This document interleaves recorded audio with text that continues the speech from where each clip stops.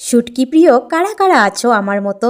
আমার তো মাছের রেসিপি থেকে এই শুটকি ডাঁটার ঝাল ঝাল রেসিপিটা খুব ভালো লাগে খেতে। ফুলকপির এই ডাঁটাগুলো কখনো ফেলে দিও না তোমরা ফ্রেন্ডস। এটা দিয়ে যে এত স্বাদের রেসিপি বানানো যায়, আজকে আমি তোমাদের সাথে শেয়ার করলাম। যখনই ঘরে ফুলকপি আনা হয় বা বাগান থেকে ফুলকপি তোলা হয়, আমি কখনোই ফুলকপির ডাঁটা ফেলে দিই না, এইভাবে রেখে দিই আর ফ্রিজেও রেখে দিই পরে খাওয়ার জন্য। প্রথমে ফুলকপির এই ডাঁটাগুলো ছোটো ছোটো টুকরো করে কেটে নিলাম, সঙ্গে দুটো আস্ত আলু ছুলে নিলাম, কুকারে দুটো সিটি মারিয়ে দিলাম। এদিকে আবার গরম জলে ভালোভাবে শুটকি ধুয়ে নিলাম। শুটকিটা তো বারবার ধুতে হয়, শুটকির মধ্যে যে কত কিছু থাকে, ঠিক না?